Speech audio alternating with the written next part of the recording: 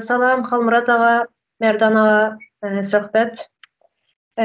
Bugünkü gepleşimiz Türkmenistan'da, Terze Türkmenistan'da koyulan maksatnamalarımızın, önümüzdeki maksatnamaların sosyal hizmetleri, sosyal hizmetlerin onlarca yani hizmetlerimiz var. Şulardan hazır men bir neçesini sanap şuları üstünde demetcek, durup geçmeli. Birincisi, sizlere söz verin, salamlaşınlar, sonra gepleşimiz devam edelim. Halmurat ağa. Sağ olun. Salam, hormatly yurttaşlar. Merdan söhbet. Umida hemmäňize salam. Sağ olun çağıranýyz üçin birinciden, ikinciden şol sosial hyzmatlar boýunça maksatnamalymyzda gatkan punktlar var, ýerine ýetirmeli wezipeler var. Şolaryň wajibynyň bir tanesini okujak bolsak, şonu birincisini okusoň, jogap alynandan soň ikinji, üçünji geçiber diýjek bolýar. Şu tertipde işlesek, has watandaşlarymyz üçin düşnükli boljak. Şonu aýdýan. Hazır şu okuyacaklarım, hazır hazırki Türkmenistan'da en öne çıkanlardan da problemalarımızdan birileri. Anbi kardeşlerimizden salamlasınlar yurttaşlarımızın. Salam hemmelere, vatandaşlar, Halmurat ağa Tuğçe'ler. Esenlikler doğanlar, esenlikler yurttaşlar, sağ oturmasın. Salam bilen valtal turmalıyım diye. Kayarlar zaman diye. Başlar. Yok, hakkımız var. Ama umida kardeş ayeti verin, birinci soranızdan başlarız. Için katıp kaldı, can geldi. Birincisi şu, hazırki Terze Türkmenistan'da hastalıklar. Şular hakkında, bolup duran hastalıklar, sonra Terze Türkmenistan'daki maksatnamalarımız hakkında. Var mı şu hakkında açacak zatlarınız? Halmurat ağa, size birinci söz verin. Sağ olun. Bu hastalıklar yönü kayıra çıkan hatta tarihin birce minutta aytmalı bolsa Niyaz Türkmenistan garaşdyrlyga çıkandan soň Türkmenistan'ın territoriýasynyň köpüsinde yerleşen keselhanalary ýa hassahanalary, medisina punktlaryny hemmejigini yapdy. Ine şu taýda halkymyzda saglyk boýunça gaty uly problemalar çykyp öderip başlady. Ahir soňky netijede de ine şu gün halkymyzyň hali ýagdaýy görnüp dur. Bu medisina urunun hiç mut kömegi aslında yok. Pullu kömeginin peydası yok. Köp yerde adamlar dine pullarını harçlayan mesela bizde yani hassa beceri veren ilmi bilimi yetik lukmalarım yok Türkmenistan'ı diyen yani. Biz ne etmeli? En ulu problemin biri şol halkımızın baş sağlığı olup durdu. Elbette medisinan bu ýagdaý bilen erti ýurda barymyzda bir günne sudatlaryň hemmesi düzeler diýsek, onu ýalňyş bar, ýöne iýdi giderli şu üstüne şu temaň üstüne işlenip durulsa, ondan täze guruljak parlamentde ýöreýte ozalan bar şolar ýaly aýdaly komisiýada komitet şu sağlık komitesi şoň üstüne onu sudatlary düzeltmäge we gerekli kanunlar çykarmaga, şo kanunlaryň hökümetiň wagtyny ýerine ýetirmegi bilen baglanyşykly bizini halkymyzyň sağlyk ýagdaýyny ýokary göterip borar diýen mende ullakan ynam bar. Sağlyklar nähil derejede bolup biler? Görüp otur bizde şu mahal hazırkı zaman medisina enzamları Aşgabatda bar diýär, mesela beýleki vilayetlerde yok diýsegem bolsa. Şu bar enzamlarym ullanmaga bularda bilermen ýa spesialist yok, daşary ýurtly tehnikany dogry düzü bolşy ýaly gerer ýaly ullanmaga. Ine bilen problemi bolupdy diýmek, biz öz türkmen ýaşlarymyzy daşary döwletlerde okudyp şolary ýeterlik ilim bilim berip ýygyny getirip ýurtda işletmeli bolýarsa, her seni öz kär boýunça. ya da şu mal yurtta bar ihlasly ya braşlar mı, medsestralar, medbratlar mı okuyuplysı bar bolsa şolaryň içinde ondan şolara stajrovka diýen ady bilen kär boýunça kärini ýokarlandyrmak boýunça ýene de daşary ýurda uğradyp ya daşary ýurtdan bilermenleri getirip Türkmenistany täzeden medisina institutyny açmaly boljak. Onu o taýda daşary ýurtly ýanky bilermenleri getirmeli bar. Diýmek bizim ýaşlarymyz ingliz dilini bilmeli bar esasan türkmen dili bilen gapdarly. Ine şeýdip öz kadrlarymyzy 10 ýylyň dowamyny biz doly şol medisina uğruny alyp çykar diýen menne ullakan anam bar. Şu bizim ýaşlarymyz urjak bolýan döwletimizde ýaşlarymyz hökümetde işlese onu bizatlar hökmen şertde berjay bolar. Näme üçin ýaşlar diýip aýdýar? Ýaşlarda uly tejribe bolmasa da uly hyzy bar. Şu zatlar etmäge, şu işler berjay etmäge. Ora özüni görkezmekçi. İkinciden ýaşlarda bilim bar. Biz bilimsiz ýaşlar hökümete barmaly teoriýadan gatdy daşdy.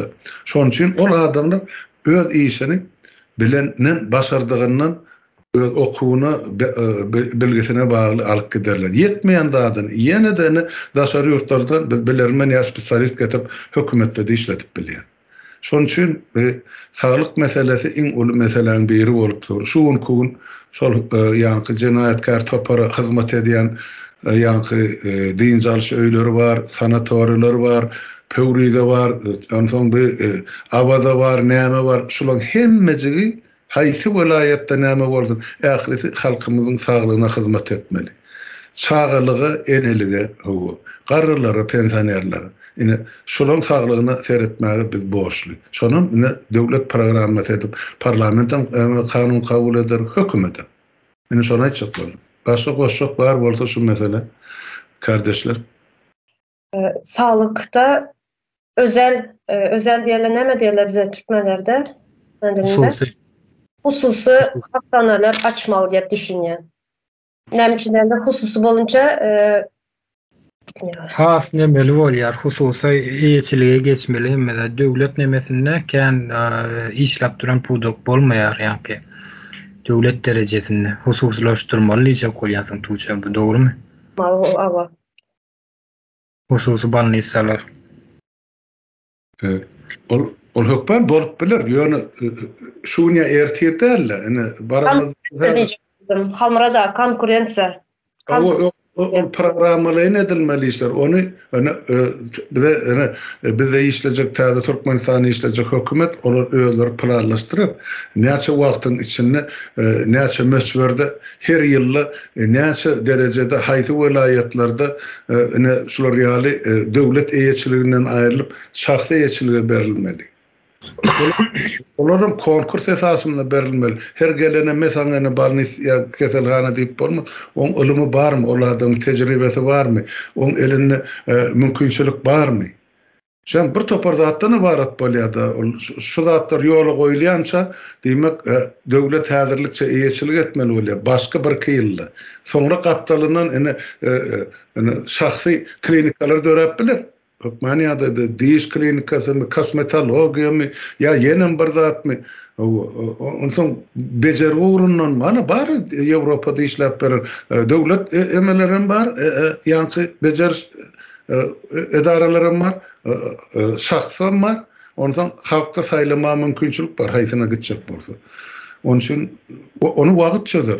Biz şuň barıp hemmejik zat şol saglygy saklaýyşy şahsy eýetçilige berjek diýsek onu biz gaty ýalňyşar. Men pikirim elbetde. Häzir Türkmenistanda en gerekli bir sosial hyzmatlaryň biri sağlyk. Näme üçin de Türkmenistanda sağdan adam ýok diýip ýok desem bolýar ýani. Serdar size söz bersek. Sağ olun, menem üstada halmyrada gaýdan üstünde dolduraýyn da. Saparaga köp aýdýandyr, institut gerek diýip. Institut de saglyga seredemizde eme diýmeli. Şol biziň saglyk sistemamyz bardyr, geljekde Türkmenistan saglyk sistemasyny şol institut näil diýdim. Şöyle ütgeçik döwre bap, ýani keseller özün bejerişdälde öňüni alýan bir görnüşinde şol institut şonu düzmelde sistemaň içine oturtmaly şonu. Odan şoňa görä yani halkymyň bilen isle içeriden bolsun, isle daşardan gelen bolsun. Öňünden şo keselleme däl bir şertler döreder ýaly. Gerek bolsa adewelli tebipçilik yerlerine açmaly. Her ilde şolum halka ýakyn bolmaly. Bir owadan näme gitmeli da paýtagta gitmeli plan ýerde bar diýip. Şol jemlemeli her ilin keyni näme halka ýakynrak bolmaly da hyzmat. İslen wagty giýjäň ýar bolsun, gündüz bolsun barar ýaly bolmaly.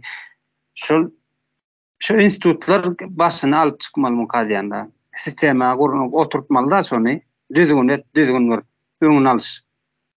Ondan ýene de bir zat bar, saglygyň iýiçkiniň halk önüne näme iýiçýän ýeni bar, içeni bar. Şoňa da saglyk üstünden geçmeli şo zatlara, kontrol etmeli şo saglyk.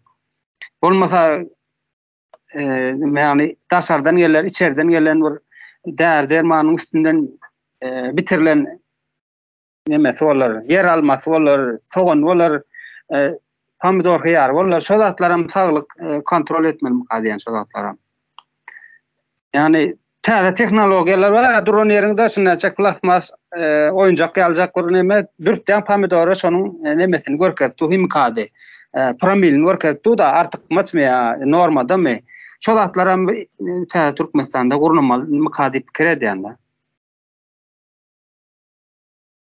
Sağ olun. Sohbet sana açık var mı? Ava. Men üstüne ýetireýin men näme? Türkmen gynansak da ýanky öz iýiçýän azy karytlaryna gigiyenasyna ve daşky gurşo şertlerine gigiyenasyna üns beregen däl, hiç üns beregen däl diýsem ýalňyş bolar berdi. Wapşa üns berenok diýsen has dogry bolar. Bunyň sebebi ne türkmenler iýiçenlerine ýerde iýiçenlerine pikir özüňiz görensiňiz Türkmenistanyň içinde de ýa-da ýurdun daşyna çyksalar hem stoluň üstünde näme dänderler, iýiçen derler ýa-da diýjek bolýanym. Birazajyk ýa-da keselçiligiň öňüne aljak bolsaň ilki bilen şoňa garşy görüşmeli, ýa-da şoňa garşy görüşip näme etmeli, görüşi başlamaly. Nähilek şertlerde näme gelip bilenok, kesel gelip bilenok diýilen terzde. Ýanky öz nemesine daşky gurşo gigiyenasyna hökman ýagdaýda üns bermeli. Buňa üns berjek bolsa, üns berdirjek bolsaň ilki bilen türkmen birazajyk medeniýetleşdirmeli. Sebebi türkmen islenlik bir ýer nemesinde tapan tupan ýerine yatıp durup ýörendir ýa tapan tupan ýerine oturup çom bolup nahary oturanlar ýanky medeniýetsizdir. Bizim halkymyz gynansak da hemme daha şu medeniýetleşmekden gelýär da saglyň dikelçek bolsaň medeniýetiň bolmasy näme bir köpü. Diýjek bolýanym hemem ýanky täze Türkmenistana geçilenne şol wagtyň özünde ýanky tuğçu dogan seden aýtýyşyňyz ýaly hususy balnisy hastahanalar şol wagtyň özünde döräp bilme mümkinçiligi bolmaýar. Onuň altyapylaryny düzýänçäň döwlet kontrolüne saklanmaly bolar. Diňe nemede balnisalarda döwletiň islenlik korpudowy, ýurdun islenlik korpudowy onuň altyapylary düzülýänçe göz astynda saklanmagy gerekli bolar. Soň bizim türkmenlerimizde häzir kaýygysyna gezip ýörenler, olara geçmeli olary täze dörek gelýän ýaş nesli nemeni öwretmeli, ýa-ni sosial hyzmatlar diýilen bir düşünjäni bermeli. Sosial hyzmat näme asliyetinde? Sosial ýa-ni bilgi bar, sosial hyzmat bar, sosial başga näme bar? Umuma şolar ýalyk nemeni metodologiýany, terminologiýany öwretmeli. Türkmen halk jemgyýetiň aňyny sosiallaşmak nemesini bilen okynansak da bizinkiler. Düýünden, ýa-ni 21-nji asyryň şerti bilen gawat gelen ok diýjek bolýar. şu sağlık keselçiliğin içine med stansiyalar koşsak bolýar dep düşünýärler. Şimdi düğün bir video geldi. Köçelerde sular, su yağışın suları duran nemedip kalan da yaşlılaşıp. Şulardan keselçilik da nemedi dep düşünýär. Şular hökman gerek şu zatlar. Şimdi ikinci soruya geçsem. Alkogolizm. Häzirki Türkmenistandaky alkogolizm. Täze Türkmenistanda bolacak mı, bolmajak mı, nähili bolacak, nähili garalacak mı, öňüne nähili alacağız? Şimdi ustad men söz alıp bilermi? Ha böyle.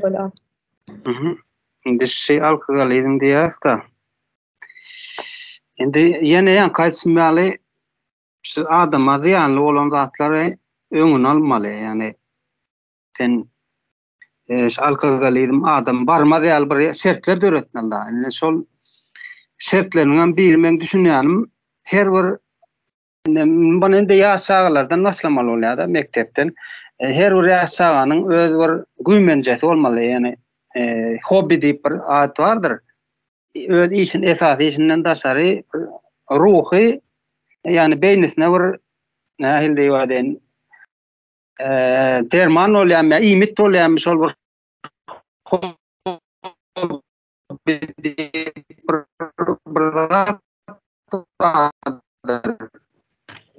biri ýene bir zat şöýüp açylyk bilen ýa-da okşuk bilen bolanjakdyr. Ine şol alkogolizm diýdi ýa tirekeşlik diýdi şol bir diýanly toplum adama we topluma diýanly zatlar ýanyna barma diýanly öňüne almaly da, öňüne aýlap almaly. Şu çağany ýaşlykdan şol zatlary öwretsen men düşünýüm boýunça şol zatlary döremeli däl. Düýünden ýok bolup bilmez ýöne köpçülik bir halky uzaklaşdyryp bolanmy hadip kirýän da. Sağ olun. Hamrada var mı koşmak isteriniz? O aytıp bor elbette alkogolizm bizim halkymyzda mahsus zat şol 70 ýyl döwrüne Sowet zamanyny adamlar esasan şol alkogol içkiler bilen güýmediler-de. Soňam SSR kılanan soňam mene narkotika oturtdyny ýazyp. Alkogolizm ne derecede bizim däpde surumyza ya halkymyza mahsus ya şonsuz umup bolmayan zat ýok. Peşedäl ol bir boynumyza dakylan zat diýip aýtsak boljak. Bundan 100 ýyl ozal ara içýän türkmen ya badyr ya ýokdur. Bizim ýaşlyk döwrümizde şo zatlar gaty delli. Men özüm birinji gezek alkogol şol armiýa 18 ýaşymda bolrymda şol armiýa uğradylarna sagamany dikkelsin dilen şol ýaşyk dadyk gören. Ondan soň ýene de 5 ýyldan soňra ýene de toýda tonukda oturşykda şular ýaly ýerde içilen bolmasa ol arada çyp o köçede piýan bolup ýatan adamlar o şu men pikir edýän şu biziň ýaşlyk döwrümizde de gaty azdy. Ýöne soňra şolar köpeldi. Näme üçin? Oň sebäpleri kem. O sosial sebäpler bilen baglanşykly. Ýani hana Merdan kardeşimiz aýdyp geçdi, şu öňüne almaly. Öňüne näme bilen alyp bor? Birinciden propaganda işi bilen alyp bor. Şu alkogolun diýany barada, alkogolizmiň diýany barada. Şol enatadan içýän enatadan alkogolik enatadan çağasyna nähil diýan ýetjek. Soň gelecekki nesiller näme aýdyp kesellerden ezir çekjek. Şu zatlar düşünürüş işlerini üstü bilen ikinciden hem alkogolizme gonu garşy goýulyp boljak sport. Yani sport maçları, yani sportivni yemeler, zallar, beylekiler, türlü uğurdan yarışlar, sport boyunca mektepler açılsa, ondan çağan eri degmez hiç asan barıp sonra araşma ya beyleke. Cemiyetin öz içinden ýigrenç döremeli şol alkogolizm ya alkogolikler. Onu hökümet ýokardan şol içmeler, beýtmeler diýenler o düzelmiyor. Onu biz gördük, geçtik onu. 1985-nji ýylda Gorbaçov häkimet başyna gelende SSR ýolbaşy. Şonu arak içmäni de satmany gadagyn etdi. Gidip ýatan milyon hektar üzümler çapılıp zıngılly. Bütün SSR boyunca. Hem alkogolizm tuturdum, yok alkogolikle tuturdum, yok olaram iş yerine içip bölüp gittiler. Näme ziyan etdi? Ene özüm darçılığa ziyan etdi. Ýadynızda bolsa gepleşiklerin birine sapara gaýdyk geçen şu üzüm darçylykdan biz 325 gün şöhreli gün mara depemiz. Şu üzüm darçylykdan çakır edilip onun daşary ýurda eksporda satylsa ene valutan iň ulusynyň biri şu paxty näme görmüze gerek bilen. Özümde gerçekten üzümün soğuğunu çağırılıp sağdığın durmuş için gerek de mürebbetler, başka da kölögesine otursunlar. Edilen çakırı mana daşarı yurda çıkarıp satılsa, yine yurda ya sol hocalığı ya yine şahsi yani yeçilikteki hocalıkları, mülkdarları katı olup peyda. Onun için bu tarzda katı balanslı seyretmeli olacak. Yani alkogolizm meselesini dürlü taraftan çemeleşmeli. Dine yukarıdan pırkaz verilenlerin on sonuna çıkıp olmuyor. Sonra çıkıp olmuyor. Sağ komrada. Sonra yani mesela Türkiye'de başka bir devletlerde görüyoruz da näme 18 yaşından küçük çağlara alkogol içkileri satılmaya. Sonra sağadı var. Saat neçede alkogol içkileri satılmaya de. Bunları güce koymalı. Sonra yana siz belirlep geçtiniz ya propaganda işlerini geçirmeli. Medyanın üstü bile, televizyonun üstü bile sağlığa, köprak sağlığı öne sürmeli. Sport öne sürmeli. Öyle Şüveçede de son yani biz görýän Ýewropa döwletleriniň hemmesinde diýen ýaly islenlik magazyny alkogol içkiler satylýar. Emma Şüveçede satylanat.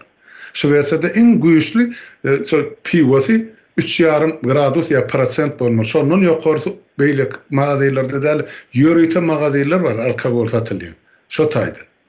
O taýdanam sen baryp 21 ýaşyňda bolmasa sana ol güýçli alkogol olum satylanat. Ya köp yerde şol akşamkı geceki klublarda yine de şo 21 ýaşyň bolmasa o taýda da sana berilmeýär. Ya kluba da salynaňa. Şeýetdirip şo adamlary şo bir belli bir ýaşa ýetýänçe hökümetem saklaman aladasyny edýär. Ýöne şol bir wagtyň özüni sagdyn durmuşa üns berilýär. Sporta da şolar ýaýwanlanyrylýar, bayraklarmy, ýarışlarmy günlük nasy. Pensionerlerine çelleşip ýör şu döwletde. Yani onun gör çağılar aktıklarım onları iyidine ýerýär. Yani ýaşy görülen ýemesi şol netijesi. Maşgalasında görüp sonra o çağlar hem şunyal enesinin adasında görüp. Onların yolu devam eder. Söhbet var mı koşmak isteyen bu hakkında? Meni gysgaça goşulam ýa-ni buny göz astyna saklap bolmaýar, wagtlança saklap bilersiň ýöne. İşe adam näme de bolsa içýär da beni. Ýöne biziň halkymyz gaty alkogol içkilerine gaty ýakyn dälmi ka diýjek bolýan. Mena esasen soňky ýaşlar.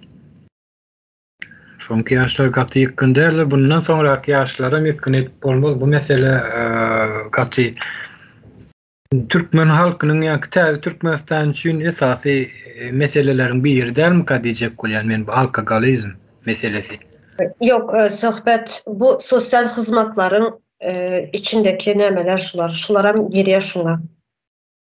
O girse aýdyp geçýäli kalmady, anyň üstüne ýetirdi, any propaganda ýollar bilen ýa-ki mediýanyň üstüne şo ziýanly dony täze nesle ýetirip durmalar, şoň näkilep nemedigini. Onu biçsen erwet bolýan zat diýip nemet durmalar, ýöne diýjek oň ýollar, prinsipler bar, ýa şoňa görä o bilgili adamlar bunun üstünde işlerler, iş alıp bararlar. Yani psikologlar mı, psikiyatrlar mı? Täze Türkmenistan'da hemme häzirki bolup duran, häzirki sistemada, häzirki rejimde bolup duran zatlar hemmesini detaýly näme düşünýän. Sosial hyzmatlaryň en gerekli maksatnamalarynızdan biri.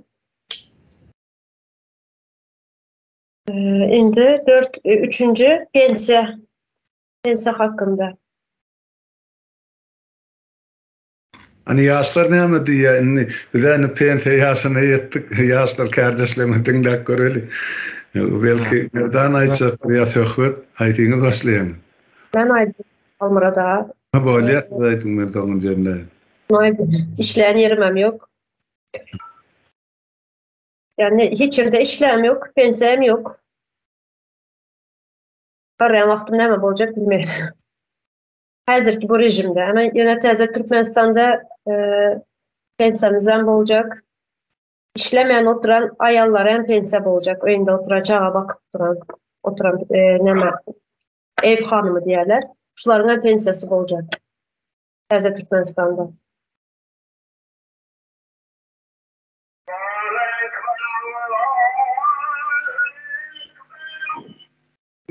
Ben söz alıp bilermi? Awa, aýdy ber. Size söz ber.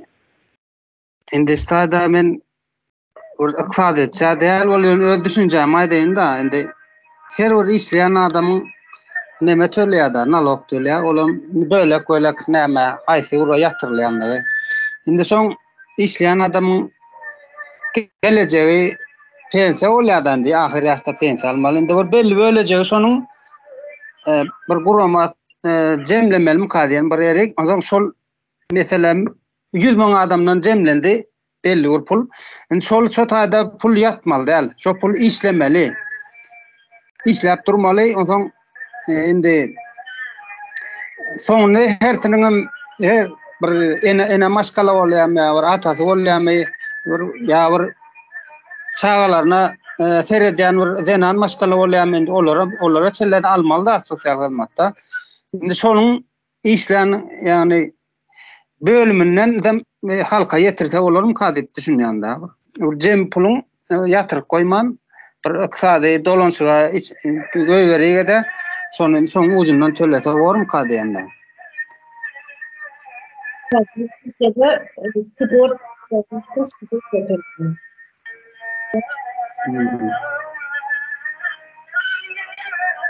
Mikrofon yapsam birinizden azanyň sesi gelýär.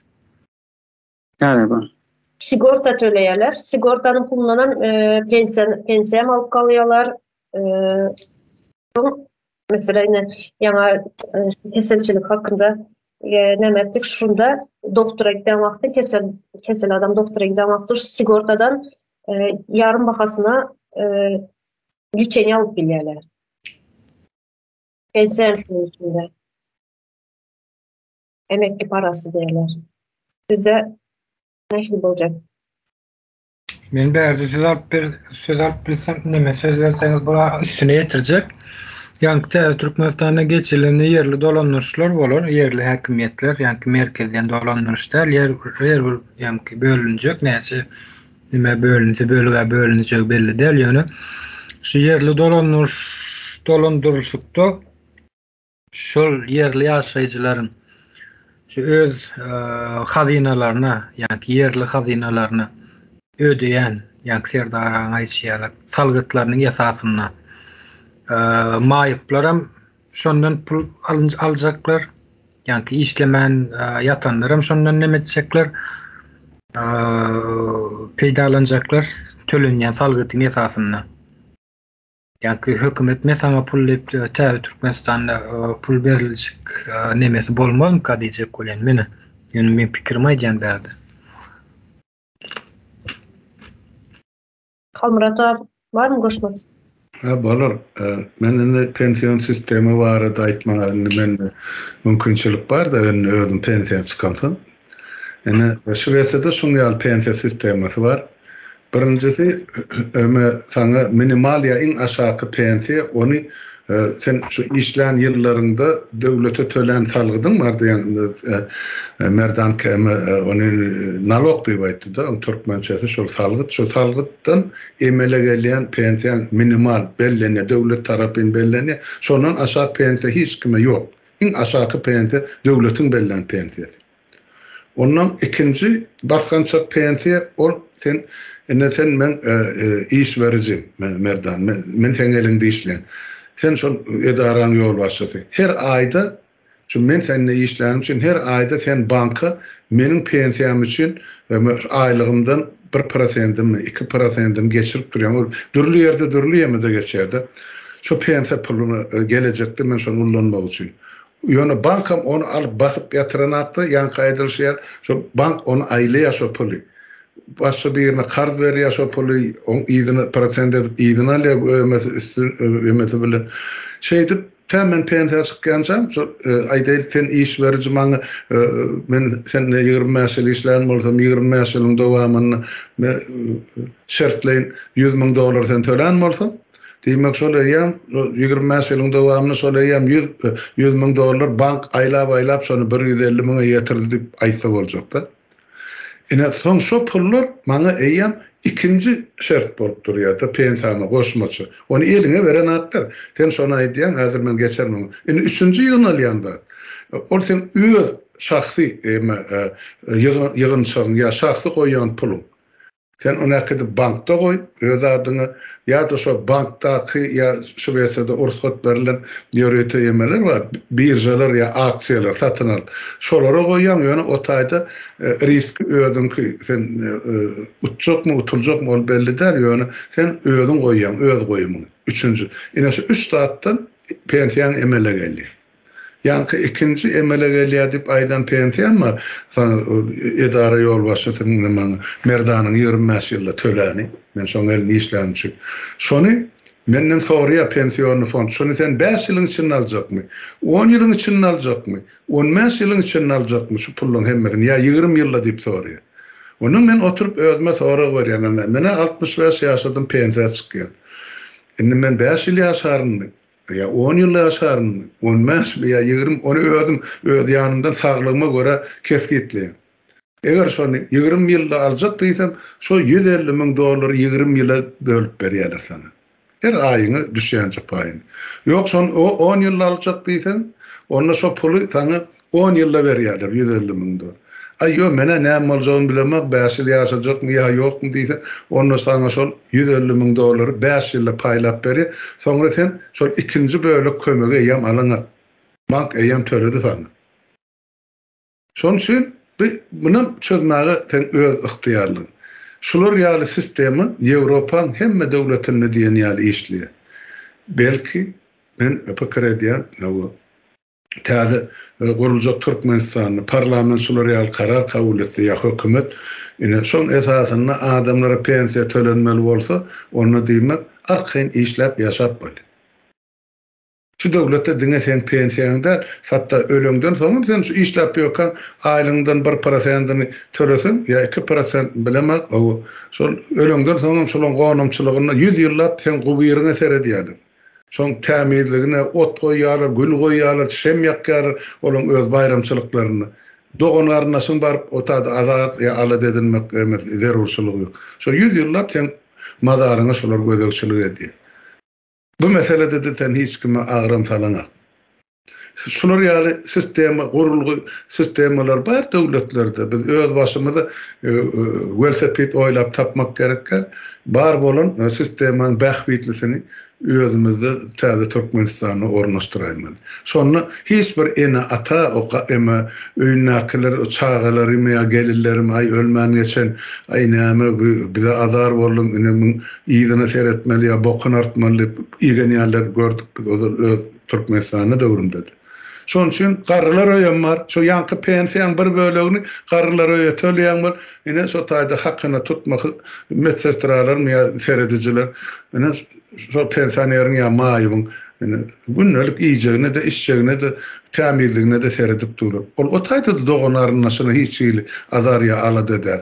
Aktyk çoğulugy gyýdy gelip seretjek bolsa ogly hany barıp şol garrylar öýüne görüşýärler ýa garrylar öýünden diň jalşyny öýüne getirýärler. Bu ýaly sistema işläpdir. Ol işläp ýören gelinine, ogluna aladasy ýok, maýybyňa ýa-da garryňa. Ine şolar ýaly pensiýaly goranyş sistemany biz Türkmenistany ornaşdyrmaly. Meselem ýa-hany aýdyp otur. Umyda kardeşim menne işem ýok, ýa-da pensiýada ýok diýip. Ýok, tuwalym sizden tak ýaş, ýani pesenden 20 ýyl, 25 ýyl işlemäge saglygyňyz bar diýip hasap edýän. Oňa çelli täze Türkmenistanyň bu pensiýany gazanarsyň ýa öz başyňyzy mülk alýanyňyzmy, başga iş edýäňizmi? Näme ýok. Döwletem üstüne goşar. Gerek yerini pensiya yetmese şu taýda goşýarlar, jaýyn törap bilmeýänidi berýärler. Bagyşlan wagtyňyz kenal pensiya barady. Uzak wagtlar maýsam boljak ýöne gelecekki Türkmenistany şular ýaly sistemaň bir hökmen ornaşdyrylmaly bar. Ol bir ertekem däl. Ya bu arzum da şu işlep duran sistemi, ine Şwetsiyada da şu sistemi işlep. Şu sistema gözüne men görüp otyr, saparaga da görüp otyr. Şeýle şahir bir setri bar da Şwet bolup dogulsaň ýaşaýmaly ýurda kenni. Ýöne biz gynansak Şwetden bizim öz ata watanymyz o taýda bize garaşyp otyr. Şoň üçin biz Türkmenistany şu sistemany ornaşdyrmaly. Sag bol. Sağ olun. 5. soran gariplaşma.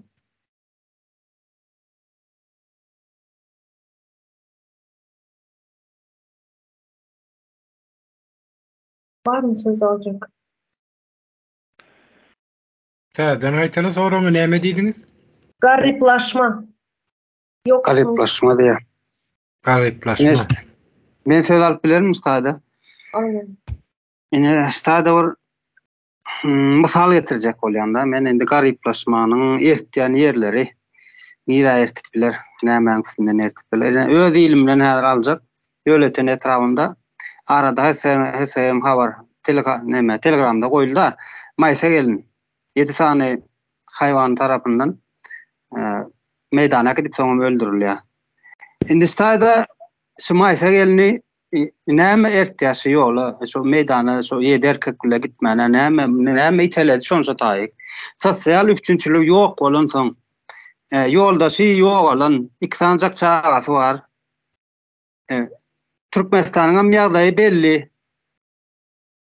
Her kim öz gününi zordan görýär, bir terror toparyň emesinden ýa-ni azaryndan ýa-ni. Şonu indi Türkmenistanda indi bir durmuşyň nemesi da, ýani bir maskala 2-3 sanjak çagasy bilen ýoldaşyndan aýryldy. Ýa bir kaza geçirdi, bir zat boldy. Indi şol iň esasy sosial hyzmatlaryň bir şu çaga bilen enäni öňde tutmaly mukaryp pikir edýände. Çaga tam şonuň bir ýetim galmaly däl, enede zor nemede galmaly däl ýagdaýlarda. Nira urunjagyny bilen o biziň enelerimiz var. Tamam. Yurttaşındayım näçe eneler. Çağlar. Eneler daşardan ýaşaýar. Ana şol gariplaşma ertýär, şol sosial hyzmaty bolman soň şu taýa gariplaşma da näile adam gözüniň seredip bilen tarawyna ýörejek-de. Hoşsarsyz galýa-da sosial hyzmat diýmek şol hoşsar çykmak, çykmak diýmek öz watandaşyňa, öz ýurtdaşyňa. Endi şol maýsa geliniň ölümi iki sany çagasy detdoma ýerleşdirirler. Kim teretçi oňa? Şol ýerli häkimetiň boýnundaky ölümdir şolaryň. Şolar sebäpkär boldy. Başaran okmy aýrylmaly. Meniň aýlygym 5.000-10.000 aýlygym diýip bir näçe çaganyň nemesine galmaly däl da ganyna. Men şonu aýdan diýdim, sag bolun. Var mı söz? Täze Türkmen boljak gariplaşma. Asliyetinde hiç adam men garip boljak diýip gariplaşýan däller. Bu gariplaşmak sözüni birazcık nemede bolýar. Ýani öz islew bilen meýletin garip düşýänler hiç adam. Şoň bir sebäpleri bardyr. Istenlik görnemesine ýagdaýyna istenlik gör tarapdan baksaň bir tarapdan maddi durumu bolup saglyk ýagdaýy bolman biler. Beýle tarapdan saglyk ýagdaýy bolup maddi ýagdaýy bolman biler ýa bolmasa sosial hyzmatlary bolman biler. Yani häzir Türkmenistanyň içinde size şu wagtky Türkmenistanyň şu wagtky ýagdaýyny gözüne getirip gariplaşmany soragy orta atdymda tutuýdy. Ýok, täze Türkmenistanyň ýa-ki bu garip maskala bolmasy mümkin däl. Oňa mümkinçilik bermeýärse täze Türkmenistanda onu her bir adamyň häzirki wagtda türkmenler işläp berler, ýani işläp hojalygyny maskalasyny eklep berler, garip güçenoklar. Ýani Türkmenistanyň içinde bolup häzirki Türkmenistanyň içinde bolup işleseň ol dogry aýry bir zat. Ýani mümkinçilik berilen ýurduň içinde işleseň sen ähli şertler, mümkinçilikler döredilen sosial hyzmatlaryň, saglyk ýagdaýdaky taraplarym, kamu hyzmatlarym, ähli tarapdan berilen hyzmatlar bolan sistem ol döwletde adamzadyň garyp ya maşgalanyň garyp galma mümkinçiligi ýok. Bu düýbünden ýok. Ya şunu aýtsak bolýar. Şu temany açmamız sebäpden şu maksatnamamız, yani maksadımız şu maksat bilen açdym garyplaşma. Häzirki bolup duran bilen deňeşdirmek, häzir Türkmenistanda nähili boljak diýip şu maksat bilen soraw koýdum. Almyrada barmy goşmak isleýäňiz? Mene doğrusunu aýtsam, sizi dinläýindik geldim bärde. Siz bolsa meni görledi ýaňy. Gelecekki täze Türkmenistanyň eýesi siz ýaşlar. Onun üçin sizin aýdýan pikiriňiz men üçin gaty wajyp. O dinläp oturan halkymyz üçin wajyp. Sebäp ertesi gün siz işlemeli şo halk bilen, şo halk aňyrlygyny alyp gitmeli ýaşlar siz. Eni meclis agzasy.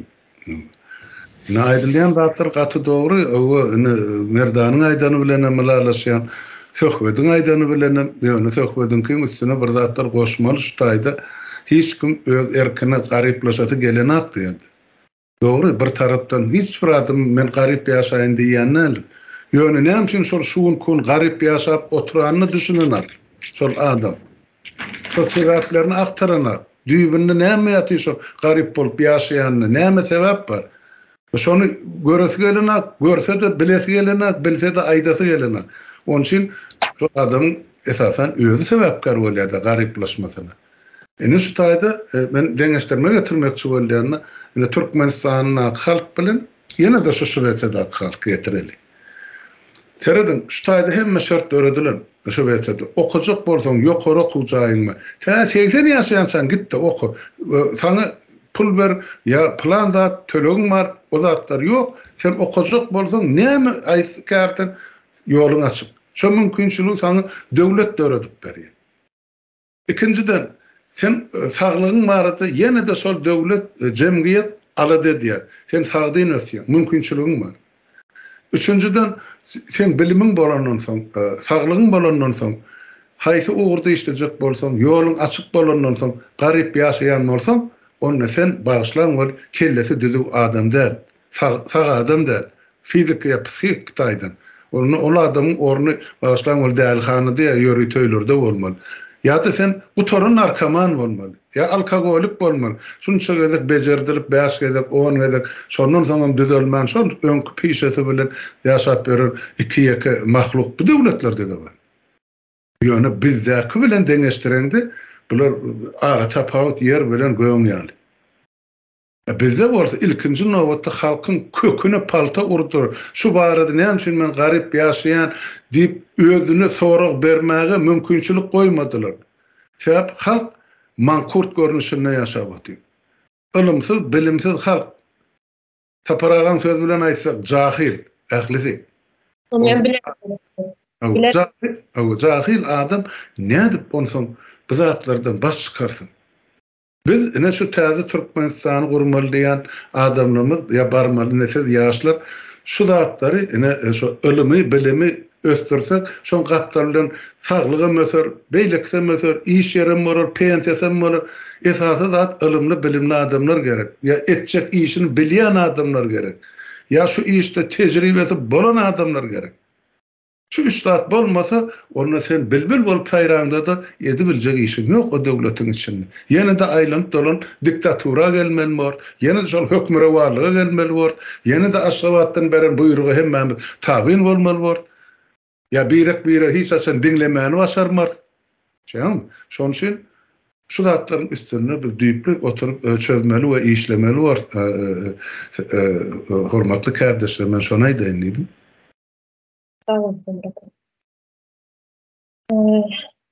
Yine bir nämemiz, soramız Çağaz Ähmeti. Çağaz Ähmet nähili boljak täze Türkmenistanda? Häzir ýagdaýyny bilýäňiz, oturmam gerek ýok.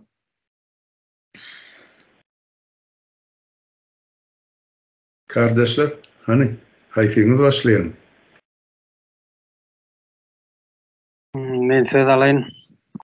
Endi ýene mysal getirmeli bolýar ustady. Häzirki Türkmenistan bilen gelecekki Türkmenistan näl bolmaly? Endi edil häzir terror toparyň bilkatlayan bizim çağlarımızda paxta da sokyalar, buğday da sokyalar. Zivil dörmenen mecbur ediyorlar. Gul edip yetiştiriyorlar. Da bir hemme da kail olup plastilin görünüşüne nira eksen ekip bolacak çağa edip dör ediyorlar da. Oňurgasyn toguryp alyp. Indi Türkmenistan'da çağa rahmeti bir belli yaşta kesitlenmeli muhalif pikir edýän. Isle ýan kaýtymyz ýaly bir maksat koyup biler yaşlığında men yaşıma yetende ya ululumda doktor olacak der, harbi olacak der. Gerek ola dayhan olacak der. Bir profilakti yani profilakti söz dekkelem gelen ok bilem okur içine girip biler ya internetten araştırıp biler ya mektepde ona mümkünçülük törediler şolatlar üçün bir tanışma üçün gelecekteki kär bilen yani güç hükmünde ulon çağani ulon bolmaly mukadip men düşünýände ýaşlygyndan belli bir yine de stade institutun işi alimlerin yani bilermenlerin işi yüze çıkmalı bolýar da belli bir ýaş düzgünü bolmaly mukadip. Sağ olun. Var mı söz alacak? Çağani yetiştirilenme erkin yetiştirilmeli çağan. Erkin yetiştiriliş ýaly çağan belli bir ýaşa gelenden soň durmuşyny öz kesgitleýär çağan. Ýani işlemek isteyen olsa işlep biler, yani pul kazanmak isteyen olsa işlep pul kazanıp biler. Ýöne Türkmenistanyň sistemleri buna getirmeýär sebäbi biziň häzirden planlap oturan planymyzda täze doglan çağa 18 ýaşa ýança, ýani täze doglanyň 18 ýaşa ýança şoň hasabyna pul ýatjak we şo çağa 18 ýaşa ýança şo puluny ulanyp biljek. Ýani islenip kur döwlete çyksa şo pul ýany bilen gitýär. Ýani islenip kur wagt şonu islenip kur döwletiň içinde şo puluny ulanyp bilýär. Da çağa bunu şo pul ýatan soň çağın nemesine hasabyna belli bir meçhurdaki pul ýatan soň çağa berde işlemäge şert galmajak. Yani kas doğrusu. Kıyıp kaldı aysan. Şular ýalyk şunu aýtjaktym benim. Yani çağan rahmeti bilen rahmet 50 etip bolanok da yani çağan häzir Türkmenistan bilen deňeşdirýär da yeni oli mümkün ýerler çağan rahmeti bilen seniz hiç bir zat 50 etip bolmaýar o çağada näme etdiýen zadyň edýär da o.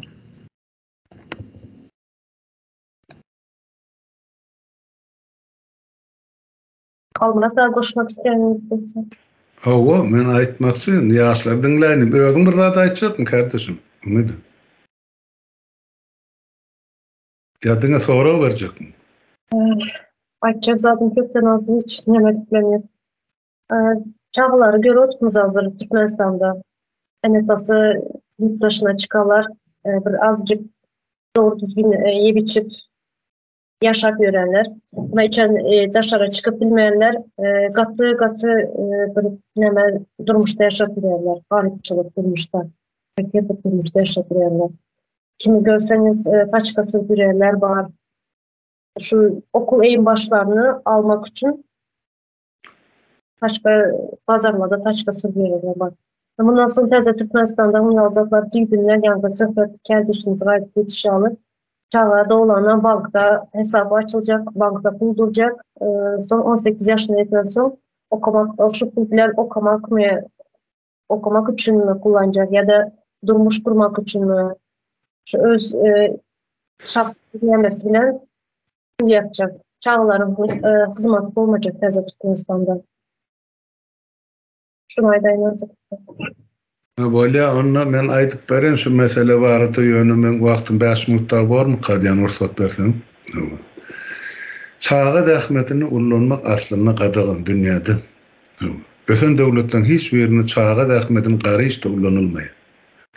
Ine bizde o çağa rahmeti esasan paxta Bu da ýaňany Merdan kardeşimiz aýtdy. Şol paxta boýunça Amerikada da, Ýewropada da Türkmenistanyň paxtasyny ýa-da şol Türkmenistanyň paxtadan öndürilen önümler satyn almagy gadagançylyk girdildi. Şo taýda meýdany çağalar işledilýär diýen ýeme bilen. Esas bilen.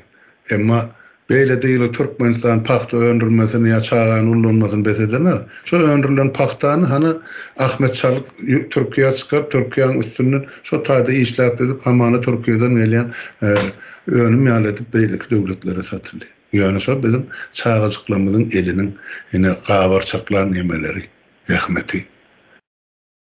Indi aslında çağa işlemeli däl mi diýilen soraw bardy. Yok, beýlede çağa zähmeti öwretmeli. Öýde esasan ejese öwretýär çağa şol nahary biçimi düşün içeriň işlerini kömekçi gyzam oguljygam. Emma indi ýene de şu wetsen misal getirip ştaýda çağa 14 ýaşanyň eýam şoň haýsy da bolsa bir ýa-ni döwlet derejesindäki edarlarda şol kanikul döwrü bardy. Thomas kanikul döwrü. Şolar biraz zähmetin nämedigini bilsin. O beýleki adamlaryň şol zawutdan, fabrikdan, başga gullukdan nirde işläp nädip aýlyk gazanýar şolar, nädip zähmet çekýär, şonu bilsin diýen ýaly terbiýeçilik terdi bilen şolara 2 hepdelik iş berýär. Hökümet edaralary ýa döwlet edaralary, kommunlar, ýani yerli häkimet. Ýene şonu geldi. Siziň gelecekde etmeli işleriniz şol taýda. Meselem şu işleyen işçi şol köçede näme bar? Şol bağlary çyrtmaly, garpmaly ýaprajyklaryny şol ýaljak, ýeňiljek iş. Olara gary iş buyurulana. O taýda oturup gülüp oýnaşyp şol taýda iş edenden gülüp oturan wagtyny köp geçirýär. Ýöne şol zähmet bolar üçin. Enatalaryň görýär çağalar köçede hany şu bağlar çyrtyp gyrkyp ýör. Demek ertesi gün şo bağlar döwjekmi? Elbetde ýok. Daýalajakmy? Ýok. Ine şolar ýaly bu estetik terbiýe hemme. Ondan şol 2 hepde işlän üçin egerde şol işçiň özü şu işleri ýerine ýetiren bolsa şo ZKH-da işleýän iş. Belki şonu şo 2 hepde işlän üçin şolary mesela maýdaly $1000 berilmeli bolsa şo çağalara 2 hepde üçin 1000 maaşy diýe $2000 berýär. Olum ine bular üçin bir gazanç, ine şo hasaplar bar da çağılan ýaňaýdyl da şo bank hasapçysy bar her bir çağa. Ondan şoň bank hasapçysyna dökülýär, oň enatasyna berilene. Ondan şo çağa gerek wagty özüne tüýje aljakmy, kino gitjekmi, ýa eşik edinjekmi? O pul az pullar her aýym oňa çağa pulu gelip dur istesin. Ine şeýdip çağada zähmeti terbiýelerli ýa zähmetkeş adama hormaty terbiýelerli diýsek has takyp bar. Ine şeýdip şo çağalar ululýar, okuwny okuýar, soň kim nire gitjek bolsa, okujak bolsa, okuw bar dowam etdirýär, etmejek, ine şoför boljak, şoför bolýar, beýleki näme tehnika ýa owa ýerine mülkdar boljak ýa tokoy kesjek. Kärken, müňlerçe kär bar, özüne göre taýlap alýar. Bizde nahil bolmaly Türkmenistanyň şu ýagdaýda. Çağalymyz gara işden ýagyr bolan. Şuňky enelerem, atalarym şolardan dogan çağalarym näsag diýip düşünýär. Sebäp ömrüni şu kalkozyň meýdanyna geçirdiler. Yarım aç, yarım dok. Ekologiýa şu ýagdaý bilen, suwuň şu ýetmezçilik, hapalyk, howa, adyny agdandadyň peýdasyny diýenke. Indi biz saglygyny dikertmek barada aýtdyk biz ýan başda görürük. Indi şu çağa zähmetine ullanmalydy. Ýok. Şoň üçin ine biziň ýaşlarymyz şol guruj geçici hökümetimiz guruj meclis bilen bile düzen zatlary bar, ýa-ni mailnamalary bar, planlary bar. Şo taýda çağa 18 ýaşaýança her aý şoň hasabyna pul dökülip durmaly. Mukdary hemesgady ýazyly şo taýda. Şonu ta okuw torýança şol çağa eline almagy berilenek ýa enata soğuk bilenek ýa haqqy ýok şonu almagy. Orta mekdep gutordy, nire okuw gitjek bolsa şo ýaşyň eline ýa hasapçysyna dur. Dünýäň islenlik institut universitetine barıp okap bilýär şo türkmen çagasy. Hiç hili enatasyna agran salmazdan ýa şolaň büdjetini. Yok. Yok. Men okujakkal, men ine owanda ne mülkdar boljak, ene matamyň mülkü bar. Menin gapdalyny şol ýerine, mülküne kömek etjek diýdi. Ine oň ýanky şol ýygynyň näçe $100,000 ol barıp şoňa tehnikal bilýär, ýa özüne mülk alsyn. Ya ine öýlenenne jaý alsyn. Onsoň şu men öýlenenne diýip ştaýdy bir jyda bellek geçmekçi bolýarna. Şu Türkmenistana şu para diýilen da ýa bir galyn diýilen zady biz aýyrmaly. Para ölenden gatardy. Ol ýoğun bar edip karz alyp kowal alyp dünýäň harajadyny edip toý tutup iki çaşyndan öýlendirýärler, soňam ýene-de 20 ýyllar berge batýarlar. Bize olur ýaly durmuş gerekler. Özümüze de, çağılımıza da, aktıklığımıza da şu zatlardan hökmen çıkmalı var. Agitasiýa bilen hökümet mi, parlament mi, ýene-mirim, yerli hakimiyet ezadan. Şolar ýoly goýmaly. Biz şu çağılan durmuşundan parana aýyrmaly, galyny aýyrmaly. Feridin oglanyna da, gyza da kamillik ýaşyny etänçe den hasabyny hersini ikisiniň den pulu var. Şolar baş goşup ýaşany hiç kim şolaryň ýemesi ýok. Ziýany ýok. Näme gerek şolar üstüne indi gyzy üçin galyn alma. Döwlet şonu üpçün etdi. 18-de ýaşaýançady. Gitsin okusun, yok okujakka men öýhojalykçy boljak, çağırym seretjek, owadan gidesim gelen akdysa ol öderki. Öz işi. Durmuşa çykan oglanyna da şonça pul var. Diýmek ikisiniň gazanan bir kasa girse, olarda näme problemi bolup biljek? Hiç de. Ýöne şonuň puluny hiç kim el urmalar. Ne bu başga mesele. Şoň üçin men iň akylly oýlan tapylan çağılan gelecek üçin ine şu sistemi diýip bilýär, şonuň hökmen ýoly goýulur. Ine biziň ine geçici döwrüniň hökümeti şunu turu wastan ýoly goýar. O näme hasabyny o pul doldurlar. O oň ine emmesini punkt ana saparağı ýaşlar bilen ykdysady temasyny bir näçe gezek aýdyp berdi, gerek bolsa sizem ýene-de üstün doldurup aýdarsyň. Halka düşündirmek gerek. Şu zatlaryň näme üçin wajypdyr? Bir gezek del, 10 gezek aýtma. Bir ertekidel ýa boş arzuwdar hökmen edilmeli işler. Biz şoňa taýýar bolmaly. O täze Türkmenistan bilen o Gurban Gulyň biz on köşkünde oturmak niýetimiz ýok. Täze Türkmenistan düýbünden aşatdan başlamak fundamentinden oý. Şonu aýtjak bolum. Kardeşler sağ olun. Benim şöyle koşun, bu durmuş kurmak meselesi bu sosyal hizmetlerin içinde var. Maşkala der. Bu ayrı bir tema. Onun üstüne alıp köptürüp geçeriz. Şu çağ hizmetini bilim sistemasının içine de giriyor diye düşünüyorum. Krujoklar, Hazreti Türkmenistan'da bilim sistemasında okullarda krujoklar kurulacak. Kızlar için ayrı, erkek olanlar için ayrı el işleri bolýar, şoňaly krujoklar kurulacak. Maksat, nämemiz var. Bilim sistemi. Krujoklar bolup biler. Kardeşim, men şu bir zat düşürjek bolýar. Türkmenistan dünýäwi döwlet. Buň aýratyn edip erti ola asla bir-birini görmez ýaly aýratyn mekteplerde okudyljak bolsa ona deň hukuklygym ýetýär. Onu bolmaz ýöne belli bir işlerde zenan kärler boýunça ýa ýigitleň etmeli işler boýunça o zatlar bolup biler. Onsoň medisina ugrundan düşünürsi işler erseni aýratylykda oglanlara gyzlar aýratylykda düşündirmek ol zerurdur, gerekdir. Ýöne bular beter özüňe edip saklamak gerekli bolýar. Men şu dünýäwi döwletde biz ýurdumyz aňyrlygyny alyp gitmeli. Yok doğru aýtdyňyz. Meselene kızların nahar pişirmeli, el işleri bolýar. Şuňa göz öňüme getirdim ben. Olaların maşyn oňarma işleri bolýar. Şuňa iş hüner öğrenmek. Yo, nahar pişirmän goý oglanlar mı öwrensin, onu diňe zenan etmelýän işi ýok. Bizim öýlenen döwrümizde bize çağana ýyl gunnamagyny öwrederdiler. Biz bilemdik, o döwür pilyonka diýip bir zat bar. Çağany ýa-ni arlygy o oramal dolamal, onun käsir dolan ýaly. İnniki hedil pampers giydirýärler, ana ýatyr. O döwür şeýle de elini aýagyny saldat ýaly dank goýan, onu çağany hat demal ýaly. Yani bizim şey bulanın çağırlar bir. Şoň üçin diýjek bolýan zat bu zatlar erkek kişim öwrenmeli. Ene Ýewropada bar zat. Mene özüm belki onu bir doğru razı bolup biljekler taýýarym der dogrusyny aýtsam. Yani şu taýda aýaly bäbe kanaýdan erkege ýany bilen diýen.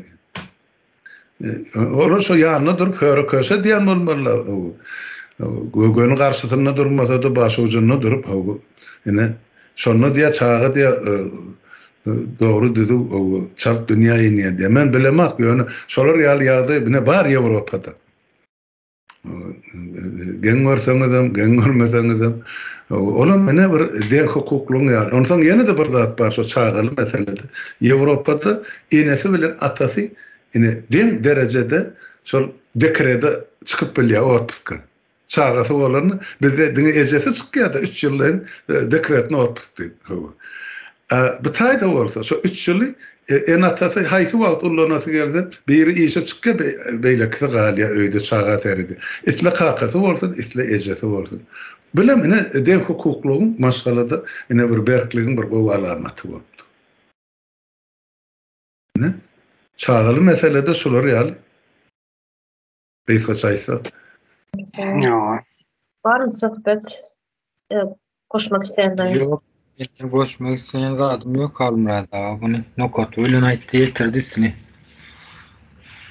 Şu ýerde jemlesegem bolar. Bolýar jemlemeli bolsa ýene bir zat aýdyn kardeşler onu halk dinläp otyrdy. Yurttaşlar ene şu wer oturan ýaşlaryň ertesi gününe meclisler daşın nakla yurdun için nakla katken bulan hemmeci ekranı da çıkarmak bolanak çıkarmak zarurun der şuun kun baranna görürsünüz köpüsünü ine şular bilen oğurlukları dedip oğurluklar yüzlüge uğurlaya yüzlüklerden münglüge geçerlerim bar ine şu taýda aýtmaly ýeri geldi edip oturan işlerin için hem mäňde sag bolsun aýdýan hem kardeşlerimi hem yurtdaşlarymyza edip oturan işlerini men bilýän jan edip dursun, habar uğratyp dursun, kardeşler bilen günne naşyny habarlaşyp otur, ekrana çykman edýän görümlerimiz ondan hem onessa köp. Şoň üçin iş gidip dur, ören gyzgalanlyk edip dur, gelecege mene siziň ýaşlan elinedir, yurtdaşlar şonu unutma. Ilymly, bilimli ýaşlarymyz yeterlik derejede bar eken ýurdun daşyny olaryň geljegi bar, geleni bar, ikirjinläp oturany bar. Olaryň ene geler diýen men ullukhan umyt bar. Ýakyn günlerde, ýakyn wagtda gelip goşulşarlar. Hökmen bize goşulşmak gerek bar, şu göreşe goşulşmaly. Öz işini etmeli, öz oğurluklaryny döretmeli. Yerli hakimet barady, parlament barady, hökümet barady, halkymyzyň, döwletimiziň gelejegi barady. Olunsa paraga jany baýdyp berdi, emme biznes işler bardy, näme etmeliligini. Erti bir ýene de ýekelikde etjek çykyşy bar. Ykdysadyýet oň boýnuny alyp, ozal tejribesi bar, alyp barýar, ne ýaşlar bilen şol işler bilim ören wajyp diýip düşünen inesiz yerli ýerden öz bilişiňize görä, başarlygyňyza görä çykyş edip otursunuz kardeşler. Ören minnetdar sizden. Ýöne şunu halka iýdi giderli ýadaman, ýaltanman, günne günaşy düşünürip durun sebäp adamlaryň aňyny, beýnisini bir günne galynakdy. Sebäp şu gün halkymyzyň bar aladasy nädip maşgalamyzy eklemeli, nädip açlykdan çykmaly, nädip günümizi görmeli. Türkmenistanyň içinde aklarym şol, daşyny aklarym şol, Türkiýanyň ýa-da ýagyrlaşansa. İçinde indi su problemasam ýüze çykdy. Agyz suwum ýok. Ekiller gurap galdy. Näme etmeli halkym? Ene şu meselelerin çözgüdü olun boynuna durka, olun bizim aydınımızın köpesini eşitten aksayap, kulağı tutan aksayap, olun probleması başladı açlıktan çıkmak. Açlıktan çıkarmak için biz biliyat näme etmeliligini, o yöne şuna oğurlukların köpelip umumy hareket etmeli derur. Şonay da enniydim. Sağ olun çağıranız için, dinleýäniz için, beren maslahatlaryňyz için, pikirleriňiz için, ören gymmatly aňyrda bizi dinläp oturan halk bar, oý görsün, özleriniň ertesi gün işleşmeli adamlaryň kimdigini, şol adamlar gerekmi, ýa gerek gelmi, bularda näme pikir bar, şular halkyň anamyny ýa şolaryň arzuwyny ödäp biljekmi, ýokmy diýen soraga inni goý, ýurdun içindekiler jogap bersin. Siz öz işiňizde otursunuz kardeşler. Sağ olun, Sağlıkta görüşelim, yurttaşlar hemmäňize. Söz alın. Bolýar, size de sag Sağ bolun. olun. Ben bir söz alıp Aha. Hazır şu sosyal hizmetler maksat önümüze koyan Türkmenistan'da önümüze koyan maksatnamaların bir küçücük bir böleği bu. Bulan hazır 70'e yakın var ama bu uzalıp gidip bile yine izleyen maksatnamalarımız. Bunun halı izi köp bu gepleşiklerin bunun bilen bitmeye bu sadece 5 sansını 5 meselenin üstünde durup geçti hazır. Halı izi köp olacak bu gepleşiklerin. Sosyal hizmetlerin. Böyle sağ olun. Şunu ayda inledim. Sağ ol.